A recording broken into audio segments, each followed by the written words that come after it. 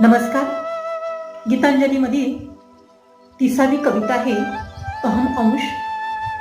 तुझ्या भेट घेण्याच्या मोहिमेवर मी अगदी एकटा निघालो खरा. तुझ्या भेट घेण्याच्या मोहिमेवर मी अगदी एकटा निघालो खरा. निशब्द अंधारात कोण हा माझ्या मागोमाग येत आहे. त्याच्यापासून मी जरासा बाजूला सरकतो, पण नाही, त्याच्यापासून सुटका नाही. तो उद्दामपणे पृथ्वीला तुडवीत धूळ उडवत चालतो आणि माझ्या उद्गारांना घोषणेचं रूप देतो. देवारे, तो माझा छोटासा अहम अंश आहे. देवारे, तो माझा छोटासा अहम अंश आहे. त्याला लाज लज्जा नाहीच. मला मात्र त्याच्यासह तुझ्या दारी यायला लाज वाटते.